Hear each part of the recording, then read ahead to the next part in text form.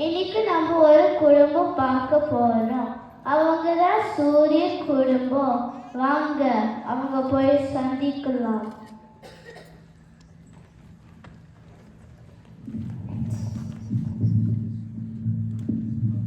வணக்கம். என் குடும்பத்தில் எல்லாரையும் ஒன்றா பார்க்குறதுல மகிழ்ச்சி. நான் தான் சூரியன். நான் தான் இந்த குடும்பத்துக்கே தலைவர். உண்மையிலேயே நான் ஒரு நட்சத்திரம். எனக்குள்ள பல பில்லியன் வருஷங்களாக ஹைட்ரோஜன் மற்றும் ஹீலியம் எரிஞ்சுக்கிட்டு இருக்கு. என்னதான் நான் எரிஞ்சு விழுந்தாலும் என் குடும்ப மக்கள் என்னையே தான் சுற்றி வருவாங்க. நான் பல கோடி ஜீவராசிகள் வாழ்வதற்கு உதவியாகவும் காரணமாகவும் இருக்கேன்.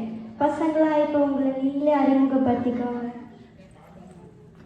வணக்கம், என் பேர் புதன், அதாவது மெர்க்குரி. எனக்கு எந்த நிலவுகளும் கிடையாது. ஏன்னா நானே ஒரு நில அளவு தான் இருக்கிறேன். என் குடும்பத்திலேயே நான் தான் சிறிய கோள், கடைக்குட்டின்னு சொல்லலாம்.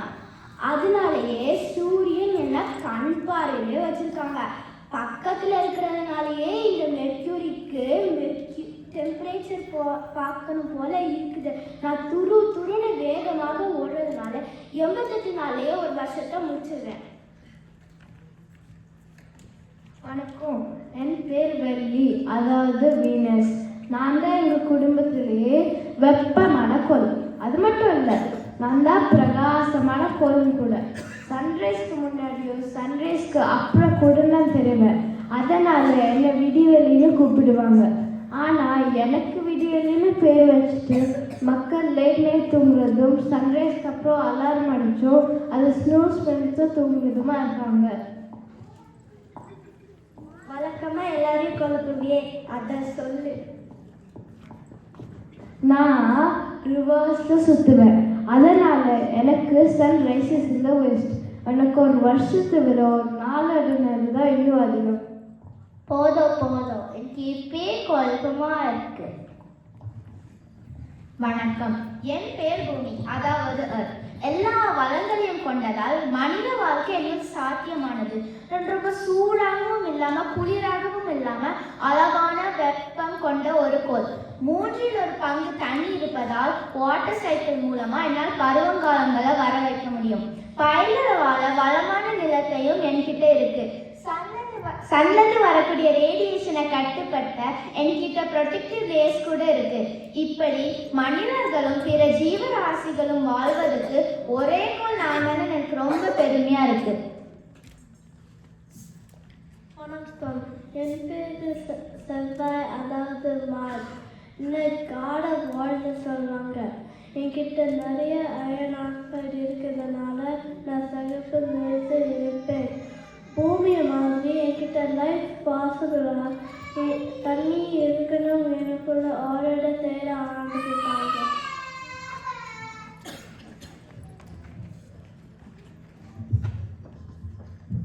வணக்கம், என் பேர் யாரன், அதாவது ஜூபிட்டர். நான் ஒரு வாய்க்கோள். நான் தான் இந்த குடும்பத்திலேயே பெரிய கோள்.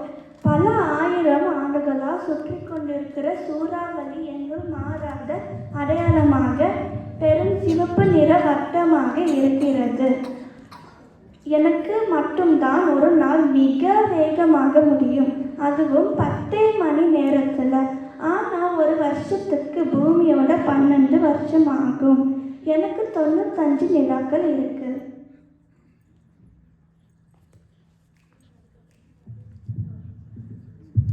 வணக்கம், என் பேர் சனி, அதாவது சாட்டர்ன்.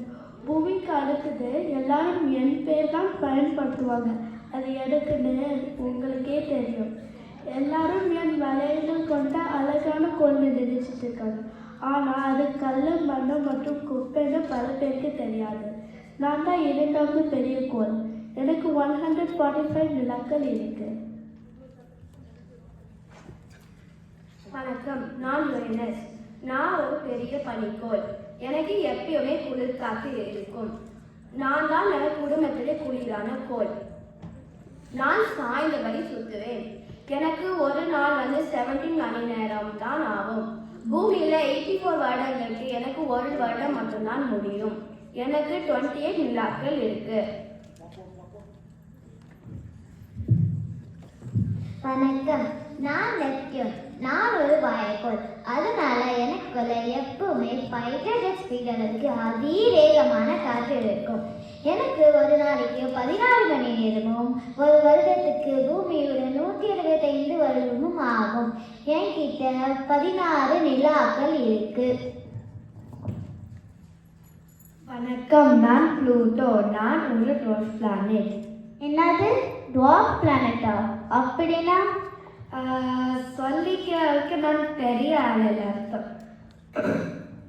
ஒரு நாளுக்கு 153 hours ஆகும். ஒரு வருஷத்துக்கு பூமியான 248 years ஆகும். சில வருடங்களுக்கு பிறகு ஆஃப்டர் ஃபியூ இயர்ஸ். பாருங்க சூரியனே, இந்த ப்ளூட்டோ அடிக்கடி என் ரூட்லயே கிராஸ் பண்றா. ப்ளூட்டோ, உன் மேலே பல தடவை கம்ப்ளைண்ட் வந்திருக்கு. உனக்கு மற்றவங்கள மாதிரி சர்க்கிளாக கூட சுத்த தெரியல. அதனால இந்த குடும்பத்தை விட்டு உன்னை நான் தள்ளி வைக்கிறேன். அப்படி சொல்லாதீங்க சூரியன். என்னும் இருக்கு குடும்பத்தில் சேர்த்துக்கோங்க.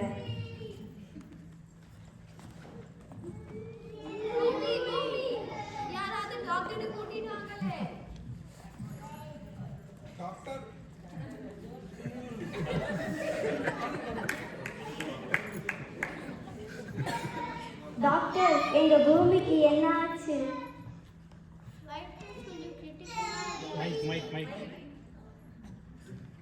வைட்டல்ஸ் கொஞ்சம் கிரிட்டிக்கலாக தான் இருக்கு. டயக்னோஸ் பண்ணிட்டு இருக்கோம்.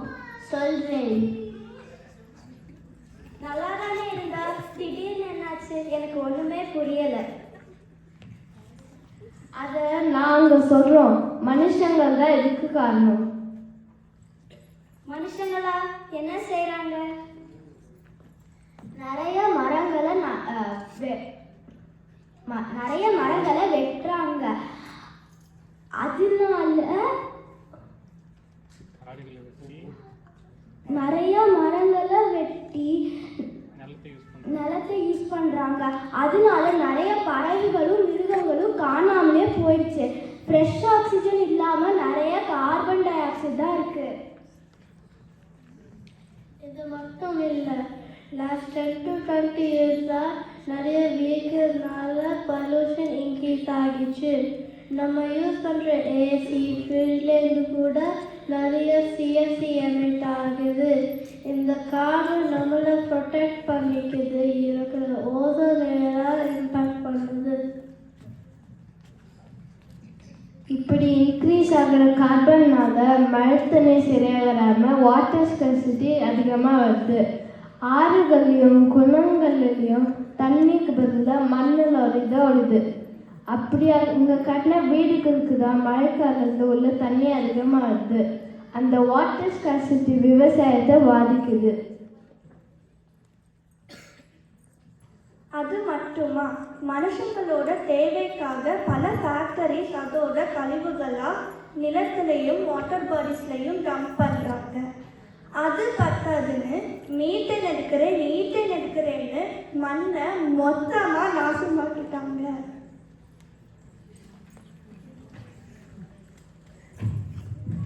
விவசாயத்துக்கும் ஏற்கனவே மதிப்பில்லாத நிலைமையில இன்னும் வாட்டர் ஸ்கேர்சிட்டினாலையும் வளம் இல்லாத நிலத்தினாலையும் கெமிக்கல் ஃபர்டிலைசர்ஸை யூஸ் பண்ணுறாங்க. இதனால சின்ன லிவிங் பீயிங்ஸ் இறந்து போகுது.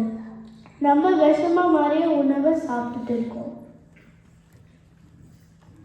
இதுன்னு பிரமாதம் இன்னும் ஸ்பெஷலாகிட்டு இருக்குது, அதுதான் பிளாஸ்டிக். இப்போலாம் நிறைய colour plastic bottle, plastic bag, அதோட யூஸ் ரொம்ப அதிகமாகிடுச்சு. இந்த பிளாஸ்டிக்கை கடலில் கலக்கிறதுனால சீ லைஃபுக்கெலாம் ரொம்ப ஆபத்தாயிடுச்சு.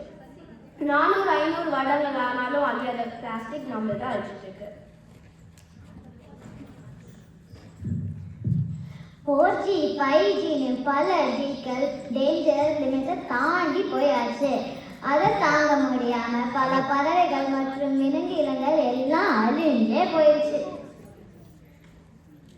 மனுஷங்களோட ஆடம்பரம் தேவையா மாறி இப்போ அத்தியாவசியம் ஆயிடுச்சு. இதுக்கு வியாபார நோக்கம் ஒரு காரணம். இப்படி மனுஷங்களோட தேவைக்காக மனுஷங்களே அழிச்சுக்கிட்டு இருக்கோமே, இயற்கையை வணங்கவும் நன்றி சொல்லவும் இருந்த விழாக்கள் இப்போ இயற்கையை துன்புறுத்தி கொண்டாடப்படுது. It's not too late. குணப்படுத்தலாம். நான் சில ப்ரிஸ்கிரிப்ஷன்ஸ் கொடுக்குறேன், அதை நீங்கள் இமீடியட்டாக ஃபாலோ பண்ணுங்க. சரி டாக்டர். டாக்டர் அனுப்பின ப்ரிஸ்கிரிப்ஷனை நம்ம ஃபேமிலி வாட்ஸ்அப் குரூப்பில் ஷேர் பண்ணியிருக்கேன் பாருங்கள். பூமி குணமாகிறதுக்கு என்னென்ன பண்ணணும்னு பார்த்து சொல்லுங்கள்.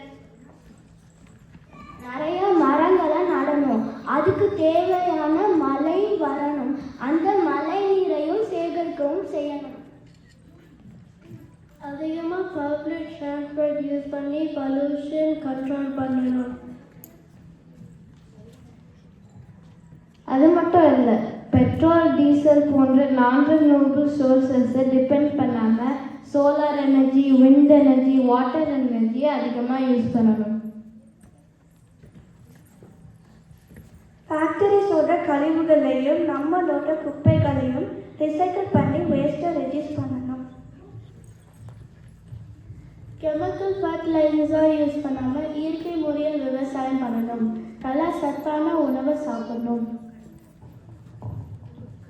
Plastic bottle, plastic bag use பண்ண தவிர ரீயூஸ், ரீசைக்கிள் பண்ணுற மாதிரி பொருட்கள்லாம் யூஸ் பண்ணணும்.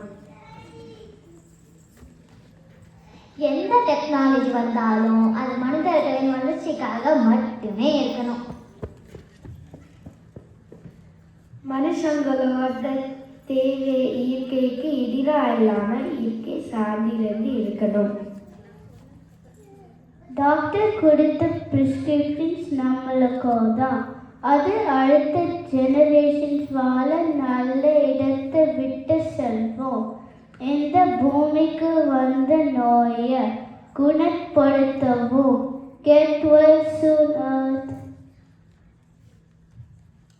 இயற்கையை வணங்குவோம், இயற்கைக்கு நன்றி சொல்வோம், இயற்கையோடு இணைந்து வாழ்வோம்.